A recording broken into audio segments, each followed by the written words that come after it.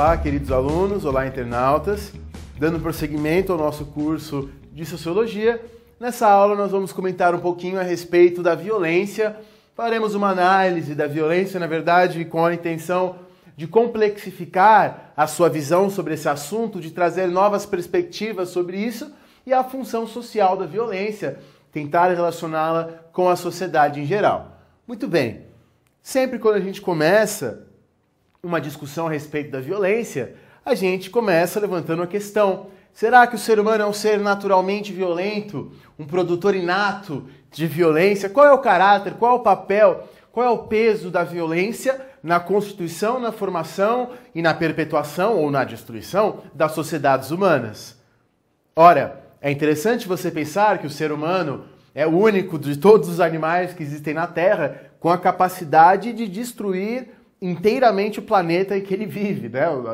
Existem várias estatísticas sobre isso, a respeito das bombas atômicas e do potencial que elas têm de destruir, do estoque que a gente tem de destruir vários e vários mundos. Evidentemente, o ser humano é o único animal com esta capacidade. Qual é o caráter da violência? Qual é o seu papel na formação, na perpetuação, na constituição e talvez um dia na extinção das sociedades humanas? É uma grande questão. Então a gente pode falar, para você tentar ter uma visão mais apurada sobre isso, em tipos de violência. Não existe apenas a violência física, que é a violência que a gente pensa imediatamente. A gente pode pensar em vários tipos de violência, alguns sutis, mais sutis, que às vezes até passam despercebidos, mas nem por isso menos violentos. E aí a gente entra no caso da chamada violência institucionalizada. Olha a definição aqui. Toda violência é institucionalizada quando admitimos explícita ou implicitamente que ela é natural e inevitável. Então há na nossa sociedade vários casos de violência que estão aí, que se repetem diariamente e que a gente, vamos dizer assim, de uma forma bastante simples, se acostuma com elas. Se acostuma tanto e a gente começa a achar que elas são naturais, que elas são inevitáveis, que não há o que fazer. Então, determinadas sociedades, a gente pode falar das relações diversas de opressão, podemos pensar na desigualdade social, por exemplo. Muitas pessoas, ao verem pessoas pobres nas ruas e tudo mais, todos os dias, começam a naturalizar isso, ver isso e não mais sentir nada.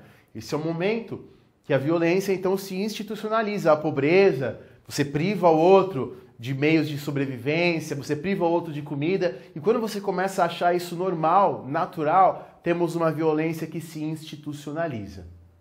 É preciso pensar o papel da mídia sensacionalista nesse contexto, não só no Brasil, como no mundo, não só hoje, como historicamente. Quer dizer, oficialmente, a mídia sensacionalista, chamada imprensa marrom, teria surgido nos Estados Unidos no contexto da Guerra Hispano-Cubana.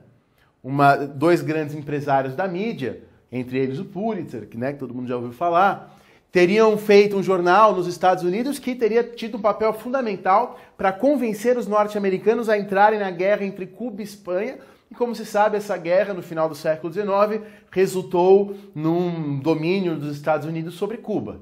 Muito bem, então veja, esta mídia convencendo sempre pessoas a irem para a guerra. Atualmente você vê diversas mídias pedindo guerra, ou mídias que contam casos em detalhes de pessoas assassinadas, de pessoas morrendo, mas eles expõem essa violência não de uma forma crítica, quer dizer, não assim, expõem essa violência, mas de uma forma que a gente vai pensar como acabar com ela, não.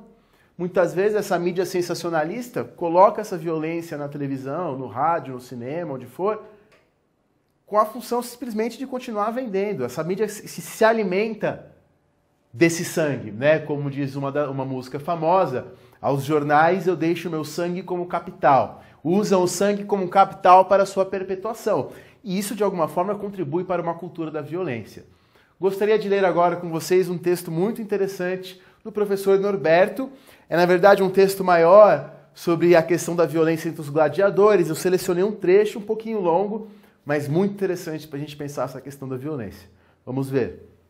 A violência tem muitas faces. Lamentamos a violência crescente da criminalidade, mas também consideramos uma violência a brutal desigualdade que produz ao menos em parte nossos criminosos. Criminosos que condenamos, justa ou injustamente, à violência de nosso sistema prisional, um dos mais brutais deste planeta. Observamos horrorizados a violência dos chamados terroristas, mas a violência da ação imperial dos países dominantes do mundo tampouco nos reconforta. Condenamos a violência doméstica, ao mesmo tempo em que reclamamos da falta de limites das novas gerações. Violência. Violência é uma palavra latina, derivada de vis, força. E nós a empregamos em um sem número de sentidos. A força da natureza, a força do mar, do vento, dos elementos, a força física que obriga um ser humano a fazer o que não quer, a força social que mantém os oprimidos e explorados em seus lugares, a força moral, intelectual, que domina nossas mentes e nos faz achar nosso próprio mundo normal, muito normal. Parte integrante e necessária da vida, instinto de morte ou de poder, ou ao contrário, ruptura de relações estabelecidas, ato de um poder perverso e perversamente exercido. Não tenho respostas. A violência, em qualquer caso, só nos é presente e só se manifesta quando nos incomoda, quando parece fugir de nosso controle, quando está além do normal, além do esperado. Muitos pequenos atos de nosso cotidiano, para nós absolutamente normais e corriqueiros, podem parecer absolutamente violentos quando vistos por um estranho, quando encarados da fronteira que separa nós do outro. A violência, assim, antes de ser um fato sociológico, é primordialmente um fato antropológico, que se desvenda e se constrói na diferença. Portanto, é também um fato histórico, na medida em que o passado, que a história estuda, é uma terra estrangeira, é um outro, diferente de nós. Dito em outros termos, para entendermos e estudarmos a violência entre nós, para estabelecermos juízo sobre ela, para aceitarmos em suas variadas formas ou negá-la, é importante refletir sobre ela fora de nós, entendê-la no outro, chocarmos-nos mesmo com a violência do outro, para depois repensá-la em nosso próprio mundo. Texto de Norberto Guarinello, professor da USP. Esse texto nos faz pensar muitas coisas. Quando eu tento explicar essa ideia para os meus alunos, isso que ele falou, de que a violência, a gente só entende a nossa violência quando a gente olha do outro, quando um estrangeiro olha a nossa. Eu até brinco e falo assim, numa sociedade do futuro, onde não haverá esses extremos de pobreza que existem hoje, as pessoas vão ver a nossa sociedade, vão ver a gente andando nas ruas e ignorando aqueles que moram nas ruas em situações extremas de pobreza, e as pessoas vão se espantar com a nossa frieza, as pessoas vão se espantar como a gente consegue, numa boa, conviver com isso, conviver com esses extremos de pobreza que existem. Então, quer dizer, por que eu estou dando esse exemplo? A gente só compreende fortemente o que é a nossa violência se tentarmos pensar fora dela. Ou como diz uma outra música, já citei algumas, toda tragédia só me importa quando bate a minha porta. Quer dizer, parece que a gente só consegue enxergar as violências que nos cercam quando somos atingidos por ela. E isso é uma coisa que a gente tem que pensar. Outra forma de violência que você pode pensar, pensamos na institucionalizada, a violência simbólica, um conceito criado por um sociólogo francês chamado Pierre Bourdieu, para descrever o processo pelo qual uma classe impõe a sua cultura aos dominados. Vou dar um exemplo bem simples. Existe um filme, que eu vou recomendar para vocês também, chamado Django Livre, muito famoso, de um diretor chamado Quentin Tarantino. E um dos personagens, que é um personagem bem comum historicamente, existe em várias sociedades, é um escravo, que existe nesse filme, só que ele gosta da sua condição de escravo, não que ele parece gostar, vamos dizer assim, ele incorporou uma ideologia, aceita a sua condição, e não só aceita com sua condição, como se torna um protetor irremediável do seu patrão, do seu dono, no caso, como ele é um escravo. Veja só, então este grupo subordinado incorporou uma ideologia da classe dominante, do grupo dominante, e aceitou a sua resignação. Isso é uma violência simbólica. O Bourdieu é um estudioso das escolas, ele vai falar que as escolas contribuem muito com esse tipo de violência. E é preciso pensar, a gente vai discutir isso em outro vídeo. Outra forma de violência, a violência política, e nesse intento a violência revolucionária. A violência política tem várias facetas. Pode ser o assassinato político, o assassinato de Francisco Ferdinando, que deu origem à Primeira Guerra Mundial, por exemplo. Pode ser a corrupção, Lembrando que a corrupção nunca é meramente roubar dinheiro. Esse dinheiro que foi roubado poderia ter sido aquela ambulância, aquele remédio que ia salvar aquela vida. Esse dinheiro roubado é, na verdade, um assassinato. É, na verdade, um crime terrível, pois esse dinheiro poderia ter sido muitas outras coisas e não foi. Além da corrupção, a invasão de um país por outro, o desaparecimento de dissidentes, as variadas ditaduras de variadas formas que perseguiram dissidentes. Mas é preciso pensar, e aí entra um debate fundamental na questão da violência. Em algum momento, esta violência política se justifica ou não? A violência pode se justificar, quer dizer, aquela coisa dos fins justificam os meios. Eu posso, em nome de um ideal, cometer atos violentos e considerar esses atos violentos imprescindíveis para a realização do meu ideal? Será? Muita gente vai dizer que vai usar a violência para lutar contra a injustiça social, contra um poder dominante, ou em outro espectro, contra o terrorismo, contra qualquer coisa. A violência se justifica. Então, por exemplo, usar alguns exemplos. Durante a Revolução Francesa, Robespierre vai matar, aí há cálculos que vão falar em 17 mil pessoas que perderam a sua cabeça na guilhotina, em nome da liberdade, em nome da igualdade. Se justifica, o mesmo se deu na União Soviética, milhões de assassinatos, em nome de uma igualdade. Se justifica. O mesmo imperialismo estadunidense em vários momentos da história, invasão do Vietnã, do Afeganistão, do Iraque, um suposto combate ao comunismo ou ao terrorismo, se justifica? Invadir um país para ajudá-lo? A violência se justifica em alguma medida? Isso é um debate, eu não tenho resposta, eu não posso oferecer uma resposta, não devo oferecer uma resposta, devo deixar o debate em aberto. Objetos podem ser violentados? Então existem casos aí de pessoas que destroem coisas nas ruas em protestos. As pessoas vão e dizem, esse protesto é violento.